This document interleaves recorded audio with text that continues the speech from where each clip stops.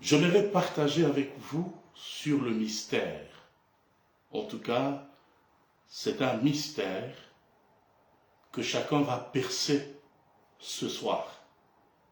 J'aimerais que tu puisses avoir juste un petit bout de papier sur le côté et que tu puisses également avoir un stylo pour noter quelques points importants.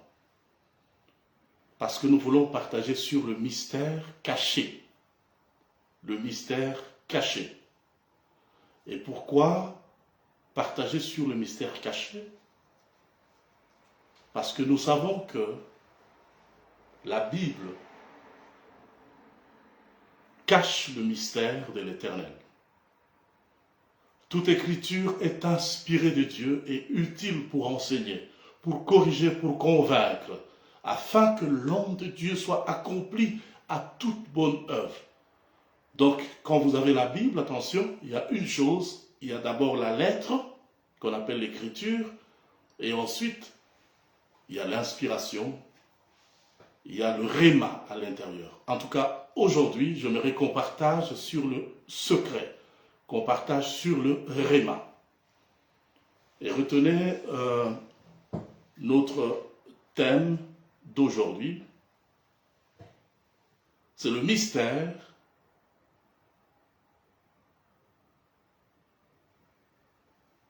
de la croix. Le mystère de la croix, c'est vraiment une thématique que je vais développer pendant cette période. Pourquoi?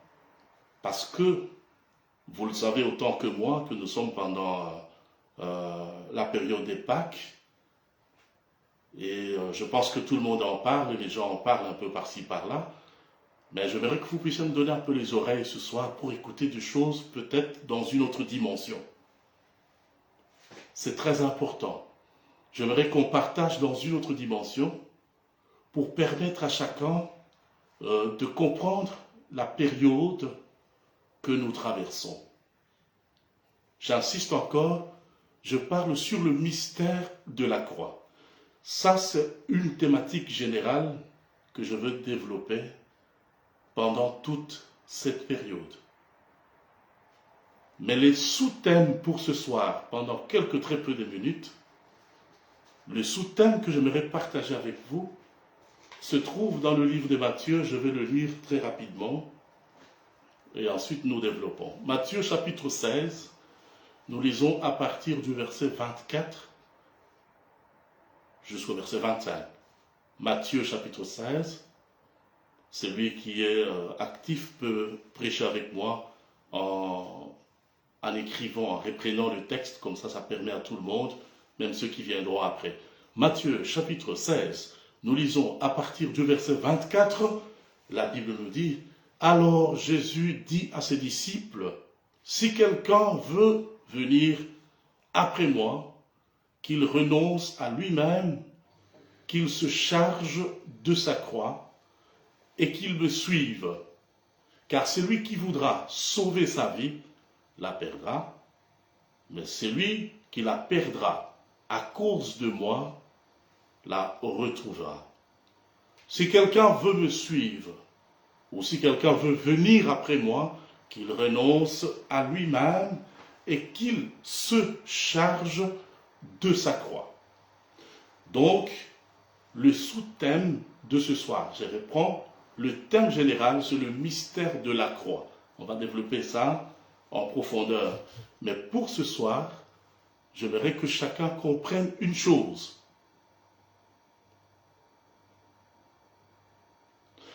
Comment se charger de sa croix? J'aimerais insister, comment se charger de sa croix? Se charger de sa croix. Ici, tu peux même souligner comment se charger de ma croix. Ici, je parle maintenant de la croix de chacun.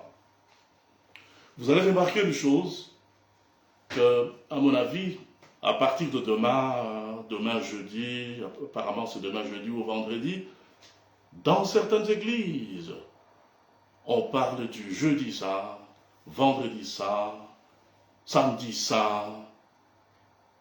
Et ailleurs aussi, on parle même du chemin de la croix. Le chemin de la croix, il y a des gens qui essayent d'illustrer ou encore d'imiter le scénario, hein, en prenant la croix, en la portant sur les épaules pour essayer de souffrir. Mais il y en a même d'autres, pendant tout ce jour, vous le verrez avec leur petite croix sur leur veste, ou bien sur leur chemise, ou même les pendatifs. Il y a des gens qui ont des pendatifs, ils disent voilà, j'ai ma croix, je porte ma croix. Et il y en a même qui sont allés beaucoup plus loin jusqu'à se faire tatouer la croix en question. Donc il a un tatouage, on lui a mis une croix quelque part. Et il dit voilà, Matthieu 16, 24, si quelqu'un veut me suivre, qu'il renonce à lui-même et qu'il se charge de sa croix. Mais pourtant,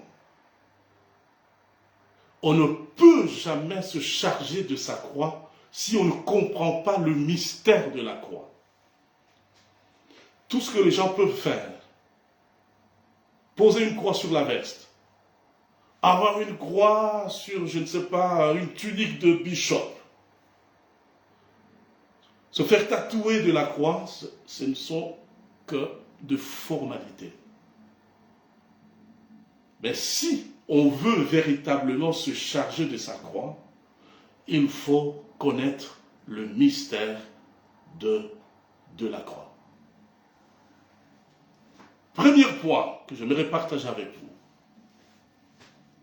Si tu n'entres pas dans le mot et si tu ne comprends pas le mystère du mot, eh bien, tu resteras sous le voile, tu resteras voilé et tu parleras de la croix comme tous les ministres de la lettre. Tu parleras de la croix comme tous ceux qui ont les écailles dans leurs yeux. Tu parleras de la croix comme tous ceux qui pensent que la Bible est un livre d'histoire ou un roman, alors que la Bible renferme le mystère. La Bible cache le mystère. Je vais tirer le voile ce soir pour que chacun, pendant cette période pascale, pour que chacun, pendant cette semaine pascale, pour que chacun, pendant d'ailleurs cette période de printemps, parce que maintenant c'est le printemps depuis le 20, le 21 mars. Nous sommes vraiment au printemps, ici en Europe, du moins pour ceux qui sont en Europe. Nous sommes au printemps. On remarque comment la vie recommence un peu par-ci, par-là. Retenez le premier point. La croix. La croix. Alors, si tu réfléchis en français, tu ne capteras pas le mystère. Si tu réfléchis en français, tu ne comprendras pas la profondeur de ce mystère. Là, je vais te ramener dans la langue d'origine. Pour dire croix en hébreu, c'est tseleb ou tseleb. Je vais reprendre. La croix en hébreu, c'est tseleb. Je demanderai à quelqu'un d'écrire tseleb. Vous l'écrivez comment? C'est le T-S-E-L-E-B.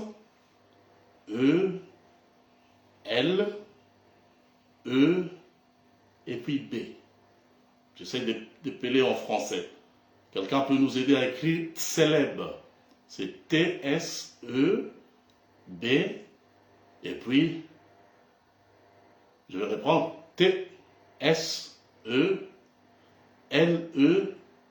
Et puis B. Tseleb. En hébreu. Merci beaucoup, voilà, ma fille Sandrine. Alors, quand vous regardez Tseleb, merci beaucoup Virginie, quand vous regardez Tseleb, remarquez très bien que ce mot est composé de deux mots. Regardez bien. Le premier mot, c'est le tsel. Et le deuxième mot, c'est le B. Vous allez dire ça en français B. Mais en hébreu, ça se prononce bête. Bête. Donc nous avons le tsel et nous avons le bête. Alors, que signifie le tsel? Le tsel signifie l'ombre. Le tsel signifie l'ombre. L'ombre, c'est ça le tsel, c'est l'ombre. Et maintenant, le B là en français, et en hébreu bête, signifie à l'intérieur. Le bête nous renvoie à l'intérieur. Ici, j'aimerais rappeler à tous ceux qui ont un peu quelques notions de base de l'hébreu. Vous savez très bien que l'alphabet hébraïque est alphanumérique. Et l'alphabet hébraïque a également ce qu'on appelle de pictogrammes et des idéogrammes. C'est-à-dire que quand vous avez une lettre, la lettre peut avoir un pictogramme ou un idéogramme. Par exemple, la première lettre, c'est la lettre A en français, c'est-à-dire Aleph en hébreu. Bête, c'est la lettre B. Je ne fais pas de cours d'hébreu là maintenant. Vous allez voir que le bête là, son pictogramme ou son idéogramme, c'est une maison. Ça fait une maison. Voilà pourquoi ça nous renvoie à l'intérieur. Ça fait une maison, ça nous renvoie à l'intérieur. Alors, qu'est-ce que nous retenons dans le mot célèbre? Premièrement, nous avons l'ombre, qui est le tsel, et deuxièmement, nous avons le bête, qui est la maison, ou qui nous renvoie à l'intérieur. Et donc, quand on relie les deux, qu'est-ce qu'on trouve? Quand on relie tsel et bête, on trouve l'ombre à l'intérieur. L'ombre à l'intérieur. L'ombre à l'intérieur. Maintenant, écoutez. Écoutez. Si on parle de l'intérieur, c'est l'intérieur de quoi? C'est l'intérieur de la maison. Or, ici, nous devons savoir une chose, c'est que quand on parle de la maison, c'est toi. La maison, c'est moi. La maison, c'est tout celui qui m'écoute en ce moment. Et la maison dont il est question, c'est ton cœur. Ben oui, la maison, c'est ton cœur. Tu es en même temps la maison, tu es en même temps le temple. Si on parle du temple, ce n'est pas d'abord le bâtiment que nous construisons avec nos mains. Le temple véritable, c'est toi. La maison véritable, c'est toi. Voilà pourquoi Jésus dit, si quelqu'un veut prier, qu'il entre dans sa chambre et qu'il ferme la porte, et même les fenêtres si vous voulez, et qu'il prie son Père qui est dans les lieux secrets. Dans le lieu secret. La maison, c'est toi. Tu es la maison. La maison, c'est moi. Je suis la maison. La maison, c'est tout celui qui me suit en ce moment. Mais attention, il y a une chose, c'est que il n'y a pas que de maison, mais on a vu qu'il y a de l'ombre à l'intérieur de la maison. Il y a de l'obscurité à l'intérieur de la maison. Et donc, ça signifie quoi porter sa croix? Ça signifie quoi se charger de sa croix? Jusque-là, c'est toujours compliqué. Se charger de sa croix, c'est quand tu vas apprendre à aller vers ton ombre. Quand tu vas apprendre à aller vers ton obscurité. Beaucoup de gens ont peur de leur ombre. Beaucoup de gens ont peur de leur obscurité. Beaucoup de gens ont peur. Tu as peut-être peur de ton ombre. Mais ce soir, je suis venu te dire que maintenant tu vas affronter ton ombre. Tu vas affronter ton nom. Il est temps d'arrêter de mettre de croix sur des vestes, sur des chemises. Tu peux, si tu veux, avoir cette apparence, ce signe ostentatoire, c'est pas grave. C'est bien, ça peut styler. Mais laisse-moi te dire que si tu veux comprendre la dimension expérimentale de la parole et que tu veux te charger de ta croix, la croix célèbre, tsal, qui signifie l'ombre, et leb, c'est l'intérieur. En fait, tu dois affronter ton ombre. Tu dois aller vers ton ombre. Tu dois aller vers ton obscurité. Oh là, oh là. Ici, quelqu'un me dit, mais comment pourrais-je aller vers mon ombre? Comment pourrais-je aller vers mon obscurité? Je voudrais vous donner un texte très important. Et chaque fois que je donne un texte, je demanderai à quelqu'un de le reprendre, de l'écrire. Je vous donne ce texte, le psaume chapitre 64. Et à partir du verset 6. Psaume chapitre 64, verset 6 nous dit ceci. Il médite des crimes. Nous voici prêts. Le plan est conçu.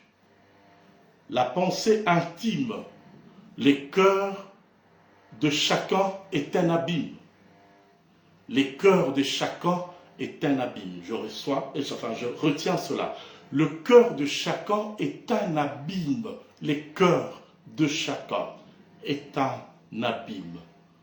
J'aimerais, mes bien-aimés, que nous puissions réfléchir par rapport à ça. Réfléchissons vraiment. Le cœur de chacun est un abîme. Le cœur. Mais c'est quoi l'abîme? Une signification ou définition simple de l'abîme. L'abîme, c'est tout simplement, le gouffre. On peut parler du gouffre profond. C'est ça. Le gouffre profond.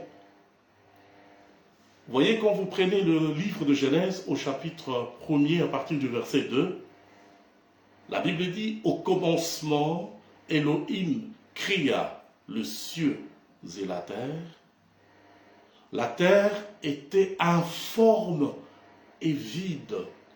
Il y avait des ténèbres à la surface de l'abîme. Et l'esprit d'Elohim se mouvait au-dessus des eaux. Il y avait des ténèbres à la surface de l'abîme. L'abîme, c'est ce gouffre profond. Allez, quand on parle du cœur, les gens se limitent au niveau du cardia. En grec, le cardia, le cœur. C'est le cœur en tant qu'organe, le cardia. Mais laisse-moi te dire une chose, c'est que au niveau de ton cœur, qui est le cardia, il y a une profondeur. Il y a une profondeur.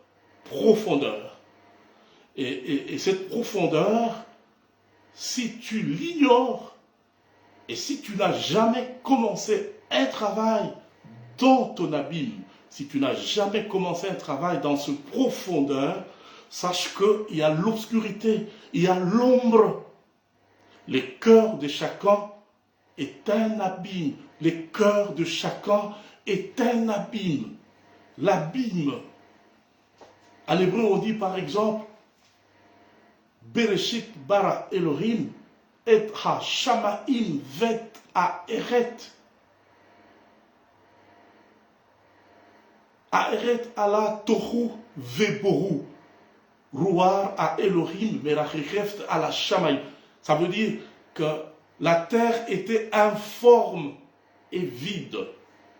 Tohu vebohu. Informe et vide. Il y avait des ténèbres à la surface de l'abîme. Et vous allez voir que l'esprit de l'Éternel se mouvait au-dessus des eaux. Non pas à la surface de l'abîme.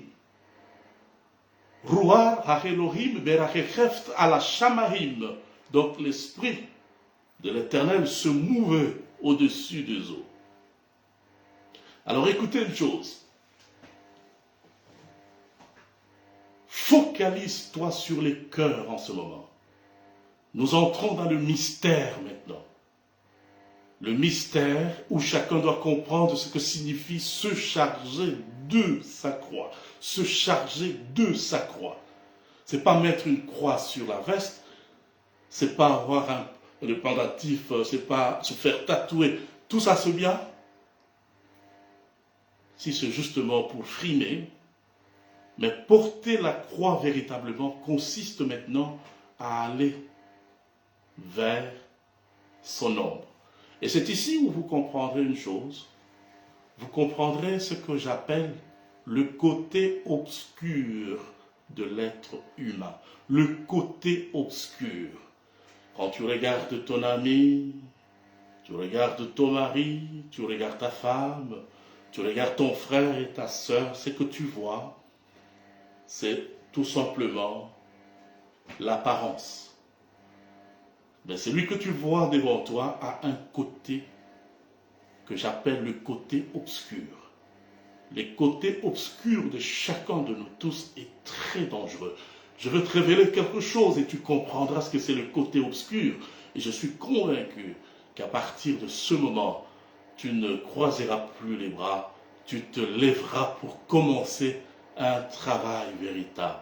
Tu te lèveras pour commencer un travail en profondeur. Le côté obscur de chacun. Mais beaucoup de gens ont peur de leur côté obscur. Beaucoup de gens ont peur. Vous comprenez pourquoi ils ont peur de leur côté obscur? Je vous invite avec moi à faire cette lecture dans le livre d'Ésaïe chapitre 59. Vous allez voir ce qui se passe dans l'ombre de certaines personnes. Ésaïe 59, verset 5. Ésaïe 59, verset 5. Nous disons, j'aimerais lire, « Il couve des œufs de basilic et il tisse des toiles d'araignée. Celui qui mange de leurs œufs meurt, et s'il en en brise un, il sort une vipère. » Waouh! Si on en brise un, il sort une vipère. Si vous êtes à deux en train de me suivre, dire à celui qui est à ton côté, ah, ce que je vois, ce n'est pas tout ce qu'il y a. Ce que tu vois là, c'est les cheveux, tu vois les yeux, tu vois le corps, mais ce qui est caché dans le trou béant, ce qui est caché à l'intérieur, reste caché.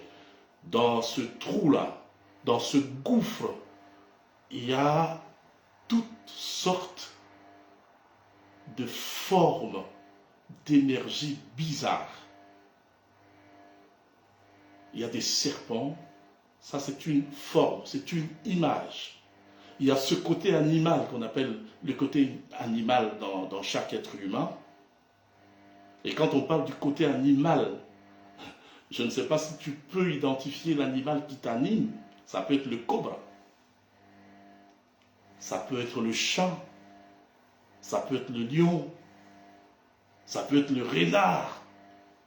Bon, maintenant ici vous allez comprendre pourquoi dans la Bible, deux fois, Jésus pouvait dire allez dire à ce renard qu'il se taise. Moi, je chasserai les démons aujourd'hui, demain et après-demain. Ah ben oui, allez dire à ce renard. Ben oui, il y a des gens, quand tu vois leur côté obscur, ce sont des renards. Il y en a d'autres, ce sont des vipères. Ça fait peur. Merci beaucoup, prophète. Prophète Gitla, Ésaïe 59, effectivement. Il y a d'autres gens, quand tu regardes dans leur côté obscur, mais attention, ce sont des léopards. Il y a tellement beaucoup de choses qui sont vraiment cachées à l'intérieur. Et c'est comme ça que généralement, ne vous y trompez pas quand vous rencontrez les gens et vous pensez que vous le connaissez, mais c'est faux. Ce sont les circonstances qui réveillent la vraie nature des gens que vous rencontrez. C'est des circonstances. C'est là où très souvent il y a des gens qui sont déçus. Mais attends, mais je ne savais pas qu'il était comme ça. Ah ben oui, tu ignorais l'animal qui était en lui. Tu ne savais pas son côté obscur. Le côté obscur. J'aimerais voir pendant que je parle des gens qui multiplient euh, euh, ce mot, hein, le côté obscur, l'ombre, le côté obscur. Comme ça va rentrer et chacun va comprendre qu'il y a un côté obscur. Quel est ton côté obscur? C'est la semaine pascale, comme on dit. C'est une semaine où les gens parlent de la croix, les gens parlent de la résurrection, mais moi je te parle de ton côté obscur. Quel est ton côté obscur? Il y a quoi? Il y a un cobra? Il y a des araignées? Hein? Parce qu'ici on nous dit, ils couvrent des œufs de basilic, ils tissent de toiles d'araignée. Celui qui mange de leurs œufs meurt. Et si l'on en brise un, il sort une vipère. Waouh! Waouh! Voilà pourquoi il y a des gens qui ont une langue de venin. Quand il entre même dans un groupe, il va tout disperser. Sa langue, là, c'est seulement le cobra, c'est une vipère. Vous savez ce qu'on va faire? On va faire comme Paul et les barbares. Vous vous souvenez, après le naufrage, quand ils ont échappé au naufrage, ils se sont retrouvés avec les barbares et ils ramassaient les bois pour faire le feu. Et après un moment, le feu était tellement fort qu'il y a une vipère qui est sortie. La vipère était bien cachée. Mais parce que le feu était allumé, eh bien la vipère est sortie. La vipère a été livrée en spectacle. La vipère a été mise en surface. Et c'est ce que toi tu vas faire. Tu vas allumer le feu pour que tout ce qui est caché dans le bois puisse remonter en surface. Allume le feu déjà pour toi d'abord. Pour toi, j'allume le feu sur toi, afin que tout ce qui est dans la profondeur puisse monter en surface, puisse monter en surface, puisse monter en surface. Fais-le pour toi. Et si tu l'as déjà fait pour toi, fais-le pour ton mari, fais-le pour ton épouse, fais-le pour tes enfants, fais-le pour les amis, pour tes associés, les gens qui viennent travailler avec toi dans le business, dans les affaires. Tu dois faire monter tout ce qui est caché. Sinon, tu n'auras que de mauvaises surprises. Allume ce feu. Allume ce feu pour que la vipère monte en surface. Et quand elle va monter en surface, vous savez ce qu'on va faire? Vous savez ce qu'on va faire? Shake the snake on the fire. On va prendre la vipère et là on la mettra dans le feu. Et c'est ce que tu fais maintenant. Le feu qui s'allume fait remonter. Il n'y a pas que des vipères. Il y a tellement beaucoup de choses. Il y a des araignées. Il y a des scorpions même. Il y a des scorpions. Il y a des scorpions. Fais attention. Si tu te promènes avec des collègues qui ont des scorpions à eux, voilà pourquoi ils te cherchent tout le temps des problèmes au travail. Parce qu'un scorpion est là. Mais laisse-moi te dire, hein, allume le feu seulement. Allume le feu pour que le côté obscur des gens soit exposé. Même quand tu rencontres un homme, il peut avoir une belle apparence et tout. N'oubliez pas une chose, c'est que l'apparence est trompeuse. Et d'ailleurs, la Bible dit, l'homme voit ce qui frappe les yeux, mais l'Éternel voit les cœurs. L'homme voit ce qui frappe les yeux, mais l'Éternel voit les cœurs. Tout ce qui brille n'est pas toujours de l'or. Tout ce qui brille n'est pas toujours de l'or. À l'intérieur, il y a des choses cachées. Jérémie 17, 9 nous dit, les cœurs est tortué par-dessus tout. Il est méchant qui peut le connaître. Il n'y a que l'Éternel qui sonde le cœur et le rein. Qui peut le connaître? Et même là où tu es en train de me suivre, si vous êtes à 2, à 3, à 4, si on pouvait enlever les cœurs et les mettre juste devant la table et vous demander de l'observer et voir ce qui se passe dans le cœur de... Le cœur de l'homme est mauvais par-dessus tout. Il est tortueux. Qui peut le connaître? Il n'y a que il n'y a que l'Éternel qui sonde le cœur et le rein. J'insiste sur le côté obscur. Commence le travail aujourd'hui. C'est ça la véritable Pâque. C'est ça la Pâque véritable. Ce n'est pas ce que les gens attendent, célébrant, sautant. La Pâque véritable, c'est quand tu te charges de ta croix. Tu dois porter ta croix. C'est ça la Pâque. Et la croix que tu portes consiste à descendre au plus profond de toi-même, dans ton côté obscur, pour faire remonter tous les cobras, les vipères qui sont en toi, toutes les araignées que tu caches. C'est le temps des libérations, c'est le temps des délivrances. Oh, alléluia, les dégondes des Shadala. Je sais que le Saint-Esprit est à l'œuvre pendant que je parle, parce que je sens la présence qui descend en ces lieux, je sens cette lumière, je sens ce feu qui est là pour transformer, pour changer des vies, pour faire de grandes choses dans la vie de chacun. Je suis convaincu aujourd'hui que le feu va s'allumer ici en Belgique, dans le monde entier, de partout où tu me suis. Jésus est Seigneur. Il est au-dessus de toutes choses. Il est celui qui ouvre et personne ne peut fermer. Il est celui qui ferme et personne ne peut ouvrir. Et c'est lui qui a dit, si quelqu'un veut venir à moi, qu'il renonce à lui-même et qu'il se charge de sa croix. Chacun doit se charger de sa croix. Porte ta croix, prends ta croix, ne renonce pas à la croix. Et la croix, comme je l'expliquais, célèbre, nous avons l'ombre et nous avons aussi l'intérieur. N'aie pas peur de ton intérieur, n'aie pas peur de descendre, n'aie pas peur de descendre. Descends encore, va à la rencontre de toi. N'aie pas honte de toi, n'aie pas honte de toi. Nous sommes dans la véritable Pâque et c'est ce que nous célébrons. Écoutez, je descends vite parce que je vous avais dit que ça va être très court. Je descends très vite. Si vous avez compris le mystère de la croix, si vous avez compris ce que c'est la croix maintenant, faites-moi un signe. Envoyez les cœurs, 2 pouces en l'air, un petit mot pour dire oui, je comprends.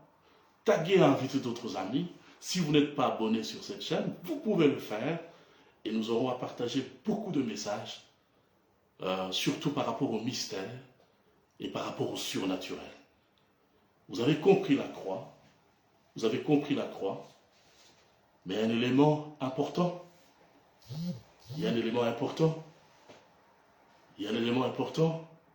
Quand on parle de la croix, n'oubliez pas qu'il y a aussi le lieu où la croix a été plantée, le lieu où la croix a été déposée. La croix n'était pas déposée à n'importe quel endroit.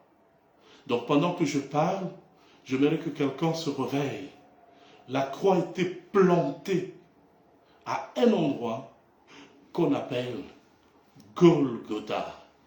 La croix était plantée à Golgotha. C'est un mystère, ça. C'est un grand mystère. La croix était plantée à Golgotha. Golgotha, c'est en français. Mais Golgotha, en hébreu, en fait, c'est Goulgolet. Là, vous pouvez vraiment écrire Goulgolet. Golgotha en hébreu, c'est Goulgolet. Et Goulgolet signifie le crâne. Goulgolet signifie le crâne. Ou encore le lieu de crâne. Goulgolet signifie le crâne. Je reprends encore que la croix était plantée à Golgotha. Plantée à Goulgolet. Et ici, nous avons Golgotha dans la Bible. C'était hors la ville de Jérusalem. Hors la ville de Jérusalem. C'est là où la croix était plantée, à Golgotha. Mais maintenant, parce que la parole doit être expérimentale dans ta vie, tu dois découvrir le Golgotha en toi. Parce que tu as compris ce que signifie la croix, célèbre. Et maintenant, c'est quoi Golgotha?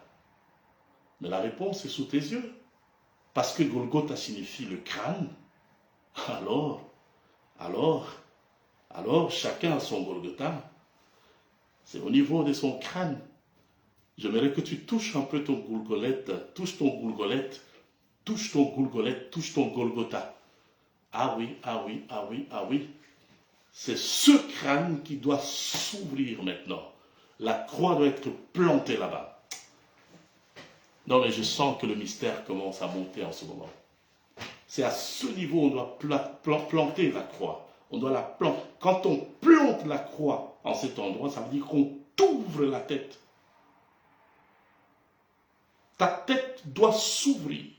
Elle est vraiment fermée. Elle est fermée. Elle doit s'ouvrir. Elle est vraiment fermée. Il faut qu'elle s'ouvre par ce message. Elle doit s'ouvrir. Ah, il y a quelqu'un qui me dit, alors, si ma tête doit s'ouvrir, ça veut dire qu'on me mettra aussi des clous, on m'enfoncera aussi des clous. Oui, on t'enfoncera le clou aujourd'hui. Il faut que tu connaisses le secret. Tu as besoin de la croix, tu as besoin de la porter. Alors tu comprendras maintenant que tu ne l'avais pas sur ta veste. Alors la croix, on doit l'enfoncer sur la tête, sur le lieu du crâne. Et comment on peut enfoncer cette croix? Une fois enfoncée, il te faut les clous.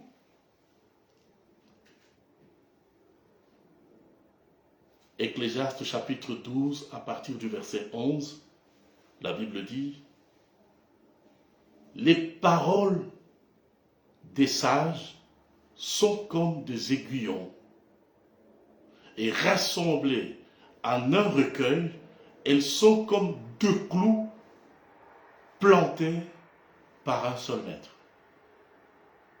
Oh, j'aimerais que vous lisiez même à la maison, c'est des révélations. Ecclésiaste chapitre 12, à partir du verset 11, nous révèle le mystère de clous. Les mystères de clous. On nous dit que les paroles des sages sont comme des aiguillons et rassemblées en un recueil, elles sont comme des clous plantés par un seul maître. Oh, laisse-moi te dire que ce soir, on n'a pas besoin de prendre des clous comme ça pour commencer à te crucifier. Mais aujourd'hui, je te révèle le mystère de clous. Ce sont les paroles de sages. Les paroles de sages. Ecclésiaste chapitre 12, verset 11. Les paroles de sages. Je reviens sur le fait que la parole, si on parle de la parole, et d'ailleurs, même s'il y a plusieurs sages, mais le tout est planté par un seul maître. Lisez très bien. Il y a plusieurs sages, parce qu'on dit les paroles des sages. Qui sont les sages? Les sages, ce sont tous les ministres de l'Éternel, les ministres de Jésus-Christ, Yeshua HaMashiach. On va commencer par les apôtres, les prophètes, les évangélistes, les pasteurs et docteurs, les serviteurs, je parle de servantes, tous ceux qui servent à la parole, ce sont les sages. Pourquoi sont-ils les sages? Parce qu'ils enseignent Christ. Moi, quand je parle de Christ, je vais au-delà du nom. Beaucoup de gens, quand on parle de Christ, ils voient seulement le nom comme celui de Jean-Pierre, comme celui de Jules. Mais quand je parle de Christ, je vais au-delà du nom, parce que pour moi, Christ, selon Colossiens chapitre 2, à partir du premier verset, si vous lisez, Christ, c'est aussi le mystère dans lequel sont cachés tous les trésors de la sagesse et de la science. Colossiens chapitre 2, à partir du premier verset. Le mystère dans lequel sont cachés tous les trésors de la sagesse et de la science. Donc, qui sont les sages? Ce sont ceux qui enseignent le mystère de Dieu, savoir Christ. Tous ces sages, quand ils enseignent, quand ils transmettent, quand ils dispensent la parole, ce sont des clous. Et ça fait mal, les clous. Les clous font mal. Mais il faut supporter.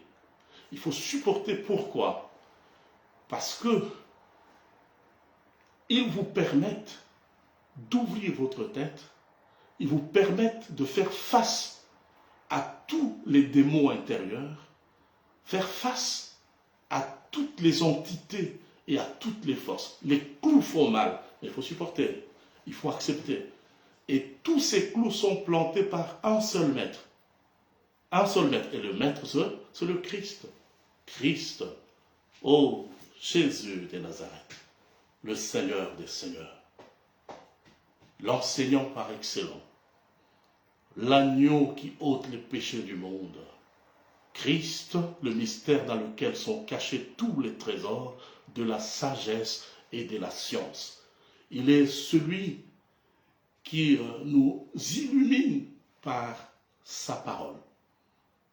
Et donc maintenant, je suis convaincu et je sais que chacun de nous tous va maintenant accepter les coups, va accepter maintenant que son crâne s'ouvre pour que la croix soit plantée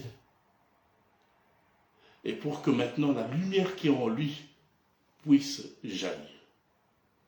Il a placé premièrement les apôtres, les prophètes, les évangélistes, les pasteurs et docteurs pour le perfectionnement de saints en vue de l'œuvre du ministère, jusqu'à ce que nous soyons tous parvenus à l'unité de la foi, à l'état d'homme fait, à la mesure de la stature parfaite de Christ. Pour y arriver, il faut confronter ton ombre, il faut confronter ton obscurité, il faut travailler sur toi-même, il faut travailler sur ton cœur, parce que les cœurs, c'est le temple, les cœurs, c'est la maison. Mais s'il n'y a pas de travail, l'obscurité va couvrir. Ces cœurs sera comme un abîme. Mais aujourd'hui, nous allumons le feu ensemble. Le feu s'allume pour que tout ce qui est caché puisse remonter en surface. Que le feu s'allume pour que toute vipère, tout cobra puisse remonter en surface et que nous les jetions dans le feu. Travaille sur ton côté obscur et tu verras que la gloire de l'Éternel sera sur toi. Parce que la croix reste un grand mystère. C'est à la croix où il a dépouillé les autorités, les dominations, les principautés, et il les a livrées publiquement en spectacle, en triomphant d'elles par la croix. La croix, c'est une grande victoire. Si tu comprends ce mystère, tu te chargeras de ta croix. Et lorsque tu prendras ta croix, en ce moment-là, crois-moi, tu ne seras pas comme tous les humains. Tu seras un homme de surnaturel. Tu seras une femme de surnaturel. Tu seras un homme de surnaturel. Tu seras une femme de surnaturel. Parce que tu auras tout accompli, comme on dit. Et quand on accomplit tout, on se verticalise. On devient le serpent de Moïse, qui peut avaler tous les serpents de magiciens, qui peut avaler tous les serpents de sorciers, qui peut avaler tous les serpents. N'oubliez pas que le serpent de Moïse était sur la croix, perché sur la croix.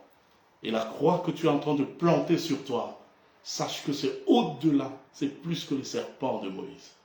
Et avec cette croix, tu vas avaler toute puissance de sorcellerie, toute puissance des ténèbres, tout ennemi qui se lèvera contre toi. Ils viendront contre toi par un seul chemin, mais ils s'enfuiront par sept chemins.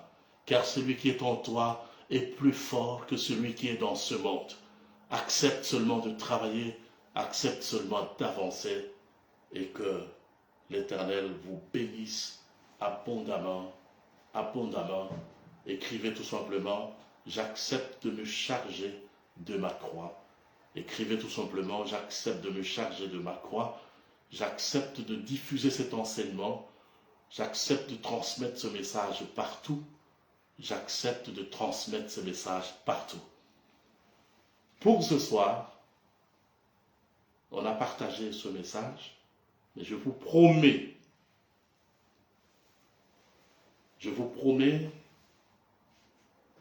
une dimension très élevée pour comprendre l'évangile souterrain.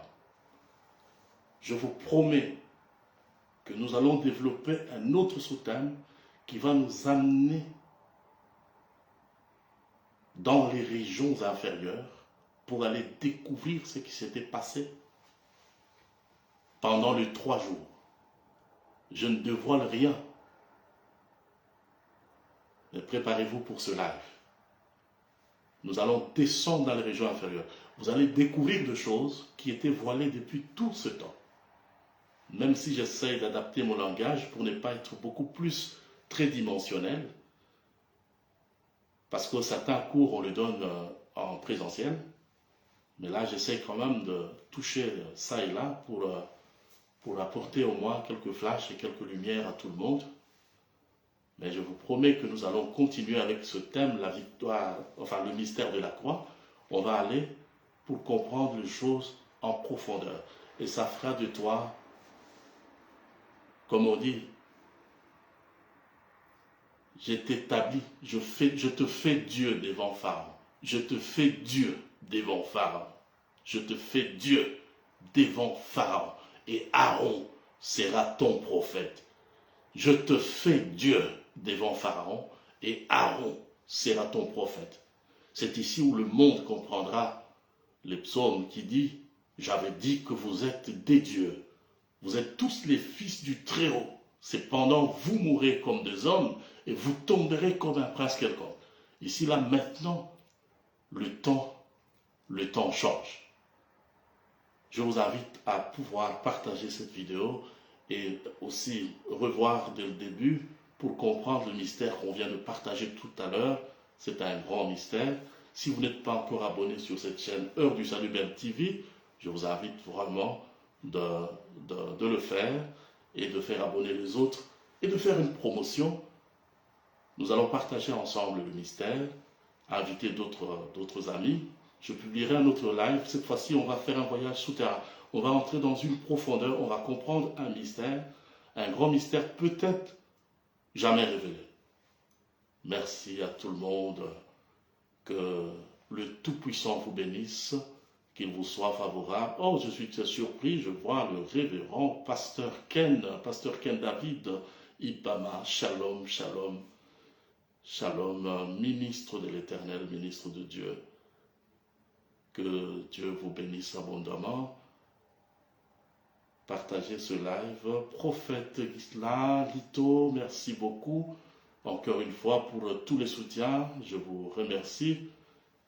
Je remercie tous ceux qui étaient en live, tous ceux qui sont en live. N'oubliez pas, Rabin Tela, Miezi. Ouais, ma fille Teresa Ita Orlando. Eh ben, c'est merveilleux. Mado Bilepo, je suis vraiment ravi. C'est une grande bénédiction. Soyez bénis. Ah bon, c'est Stiwala. Je suis très ravi pour les sèches. Merci beaucoup. Je suis content en sèche. Tu as vu comment c'est bon cette casquette? Merci beaucoup. Oui, Sandrine, soyez bénis en tout cas. Nous allons prier ensemble pour clôturer ce moment. J'ai révélé le mystère sur comment se charger de sa croix. Ceux qui n'ont pas écouté dès le début, vous pouvez revoir la vidéo, on va la garder. Et n'oubliez pas de la promouvoir. On est au début vraiment de live. On n'a pas fait de live moi personnellement. Donc je vous invite vraiment à pouvoir soutenir ce moment et à partager. Et je sais que l'Éternel vous bénira davantage. Merci beaucoup et passez une très bonne soirée. Que le Saint-Esprit, Roi Akodesh, puisse faire jaillir davantage la lumière dans la vie de tout le monde et que cette nuit soit une nuit de révélation, que chacun soit en mesure de comprendre les choses qui se passent dans son côté obscur. C'est tout ce que l'Éternel attendait de toi pour que le processus de délivrance puisse s'accélérer. C'est peut-être à ces niveaux où il y avait le blocage. Mais si tu arrives à comprendre, et si tu as des questions, n'hésite pas, tu peux venir inbox, poser des questions, on va t'expliquer. Tu peux nous envoyer tes contacts, on va essayer de partager et d'échanger s'il faut entrer en profondeur par rapport au mystère que nous venons de partager. Merci beaucoup.